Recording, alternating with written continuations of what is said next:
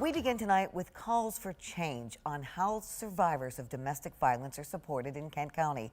A local task force released a first-of-its-kind report today with the help of a survivor whose small son was killed. 13 on your side's Andrea Flores is here now with details. Juliet, this report comes from the Kent County Domestic Violence Community Coordinated Response Team, who connected with a Lowell mother to figure out how her family fell through the cracks after her husband shot their son and himself, despite her reporting incidents of domestic violence in the past. Domestic violence is not okay. It's been almost 7 months since Katlyn Hall's estranged husband murdered their son Dylan in Lowell before turning the gun on himself.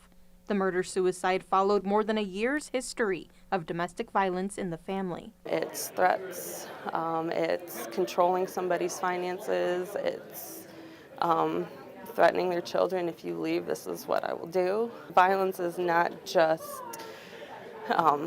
physical. She then turned her grief into action, turning to Kent County's Domestic Violence Community Coordinated Response Team to figure out what went wrong after she tried to get a divorce to protect her kids. If through these changes we are able to protect and save just one child's life, then Dylan would not have died in vain. People are dying, and so we as a community have to do something different. The task force is made up of domestic violence survivor advocate groups, court agencies, and the sheriff's office. They have several recommendations for community groups, like civil and criminal attorneys, judges, and agencies who help survivors of domestic violence before they become victims. As demonstrated in this case and in countless others, it is precisely after victims leave and take the steps to permanently separate themselves from their abusers that victims and their children are often killed.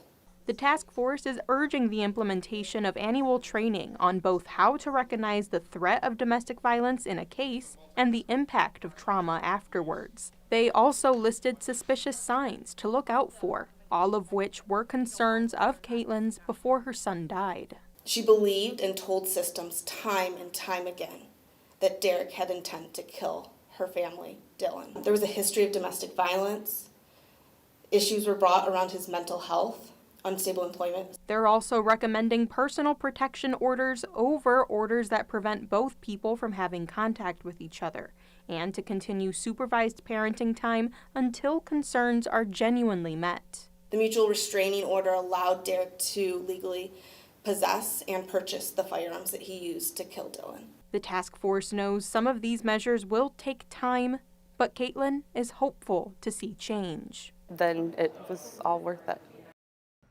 The Kent County prosecutor says domestic violence is up about 10% since the start of the pandemic, and the task force plans to do more domestic violence homicide reviews in the future. Juliet. Andrea.